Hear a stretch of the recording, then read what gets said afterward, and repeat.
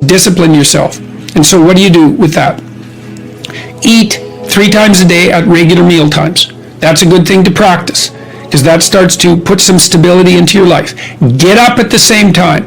I would highly recommend all those young people out there who are listening, like, you want to get a jump on life, get the hell out of bed in the morning. You know, as I've got older, I've got up earlier and earlier. Now that's partly because you don't need as much sleep, but it's also partly because I've got more and more disciplined. Like, get up early in the morning and get your things done. Man, learn to get up at 6 in the morning and you'll be one deadly creature, especially if you can get to work. You'll have half your damn day done by the time other people haul their sorry asses out of bed. And so that's a massive, massive advantage. Warren Farrell, the author, he outlined data in Why Men Earn More, which is a book I would recommend, by the way, showing that if you work 13% longer hours, you make 40% more money. It's nonlinear. So you think, why is that? Well, imagine you had 10 employees and one of them works an extra 10%. It's not much. Well, how often is that person going to be promoted, assuming you have a clue as a boss? It's like you're going to look at the 10 people and you're going to think, oh, that guy's always here like 45 minutes early. It's like, why don't we give him the promotion? Obviously, right? So these small edges that you can manage like that, work an extra 10% or extra 13%, have non-proportional payoffs. That's part of the Pareto distribution. So get your sleep cycle organized so you get up in the morning. Learn how to do it. No excuses. I'm too tired in the morning. I don't like mornings. Who cares? That's not relevant. It's like, discipline yourself so you can manage it. Schedule your meals, because that's a good disciplinary routine. And then learn to use a calendar, like Google Calendar. Most of you, many of you out there, do not use a calendar. Okay, a calendar is not a prison, and it's not a tyrant. Not if you use it properly. A calendar keeps anxiety at bay. It makes sure that you do what you need to do, which is important because otherwise you fall behind. But if you use it properly, it also helps you plan what you want to do. So I could say, well, lay out your damn calendar and design the days you would like to have. That's what your calendar is for. So you can put in all sorts of things in there you want to do and that would be good for you. And that's a really good way to start being more industrious. Make a plan. You need a plan for 3 years. You need a plan for the next year. You need a plan for the next 6 months. You need a plan for the next 3 months. You need a plan for the week. You need a plan for the day. You need a plan for the hour. All of that. I make lists constantly of what I have to do. And they're like daily, weekly, monthly, yearly. But you want plans at all those levels of resolution. You want to write the things down. And because what are you going to do? You're going to stumble around and get what you need? You're going to stumble around and be useful to other people? And it's useful to be useful to other people, you know. They want to work with you then. They want to do things with you. They want to have you around. They trust you. They open up opportunities for you. And if you stumble around like you're blind, you're not going to get anywhere. And then you're going to suffer. And then you're going to be bitter. And then you're going to be cruel. So that's hell. You have to add small goals. Now, if that doesn't work, like if you can't make the goals small enough to achieve, you know, it might be that you're not being humble enough with regards to your conceptions of your own ability. But you can tell if the goal that you put forward is a reasonable one if you're actually implementing it. Because if you're not, then by definition, it's not a reasonable goal. You know, like let's say you're sleeping all the time and your room is just a bloody complete disaster. You know, and you think, well, I should clean up my room. It's like, well, maybe you can't, but maybe tomorrow you could hang up 2 shirts, you know, or you could move 2 shirts from your bedroom to the laundry room, or you could bag up a bag of dirty clothes that you could conceivably take to a laundromat. And you just do that one thing, you know. If your room's a catastrophe and you do that one thing and then you did one thing like that for 15 days or 20 days, maybe your place would be in order. And so the trick is to get the trajectory right. You're moving through life and you have a plan or a dream and it shatters.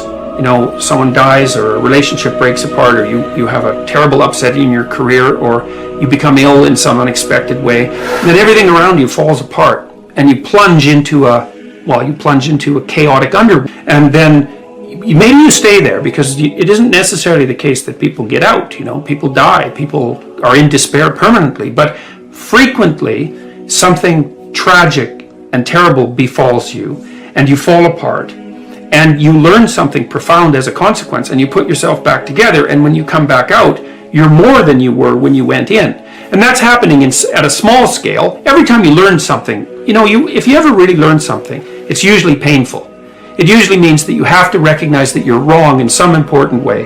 You have to let that part of you that's wrong die, and then you have to let a new part of you. Okay, so the self, imagine that you undergo a series of transformations in your life. There are collapses into the chaotic underworld, and then many resurrections. That happens continually, and that's what molds your character. Yes. The self is this thing that manages the transformations that manages all those transformations. So you could say, here's another way of thinking about it. You could identify with what you understand. That's what ideologues do. You could identify with what you don't understand, and that's what sort of seekers after truth identify with. Or you could identify with the process of moving between those states. Sometimes you know what you're doing, you know where you are, you're in control, and you can become arrogant and identify with that, and then become too static about it, right? Or you can be in despair and everything is chaotic, and you can identify with that, in which case you're nihilistic. Or you can view yourself as the thing that moves across the transformations, and that's the right way to conceptualize yourself, is you're the thing that maintains constancy across transformation. Life is difficult, and it's harder to do things than not to do them, and it's harder to do them well than to do them badly. And it's easy to sit around and be hopeless. I don't mean it's emotionally easy, because it's not, but it's procedurally easy to be useless and to fall back into your old habits and to not discipline yourself. And it's a matter of continual practice, slow continual practice. And I think a good example of that is something like weightlifting. If you start a weightlifting program, which I would recommend, by the way, because it's tremendously advantageous physically and cognitively, you're not going to really see results for a number of weeks, and then the results are rather slow, but you can get pretty decent results over a 6-month period and absolutely stellar results over a couple of years. And so you have to make sure your time frame is right and not to be too hard on yourself. And I did mention the future authoring program earlier, and one of the things I would recommend too is, if you're having a hard time implementing your decisions, say your ethical decisions, that you spend a bit more time thinking them through and writing them down. And the future authoring program is really helpful for that. That's why we designed it.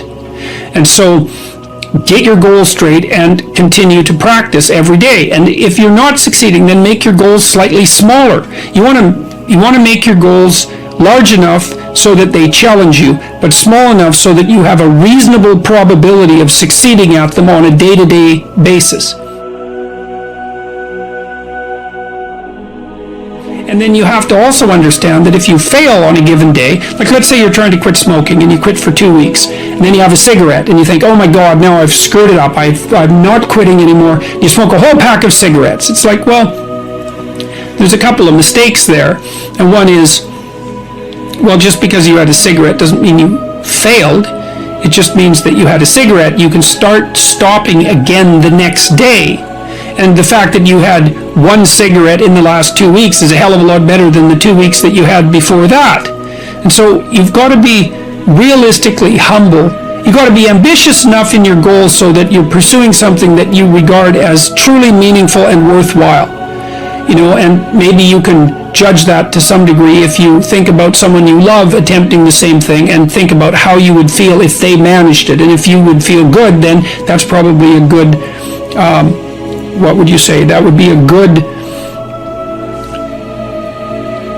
evaluation strategy to use on yourself. So you want your goals to be of sufficient nobility so that you can live with yourself properly if you're pursuing them, but you want them to be small enough so that you have a reasonable probability of implementing them. You should use a calendar to structure your days, because if you know what you're doing tomorrow, it decreases your anxiety substantially, because you need that kind of structure. You need a pathway. You need to have a map, and you need to know where you're located on the map, and you need to know how you're moving forward. And that gives you hope, because you're moving towards goals that you regard as worthwhile. And it stops you from being anxious, because you're not entirely directionless and lost. And so learning how to manage your time is useful. And you can start with a calendar. You can start with simple things, like you can put in, well, when you're likely to go to bed and when you're likely to get up. And regulating that's useful. That should be relatively ritualistically consistent.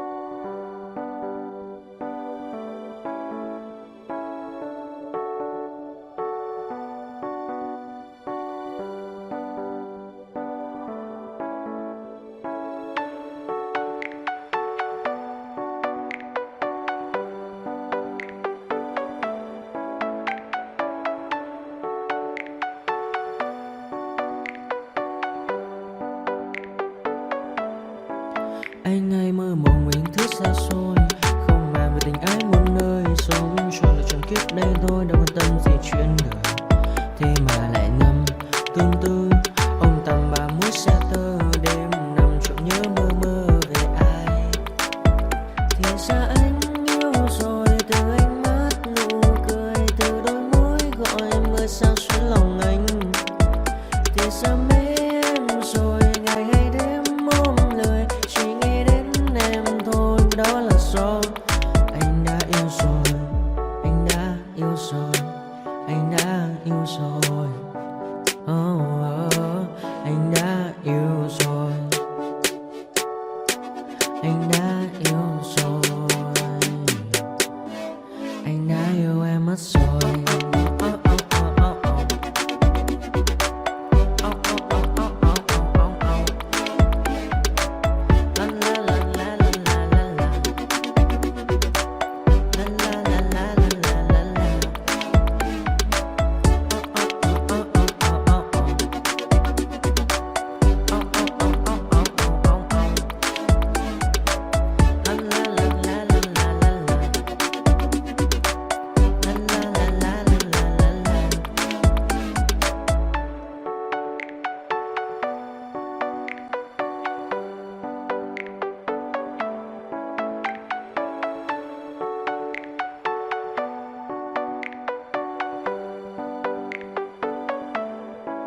Anh hay mơ mộng mình thứ xa xôi, không màng về tình ái muôn nơi, sống cho là trọn kiếp đây thôi, đâu quan tâm gì chuyện đời.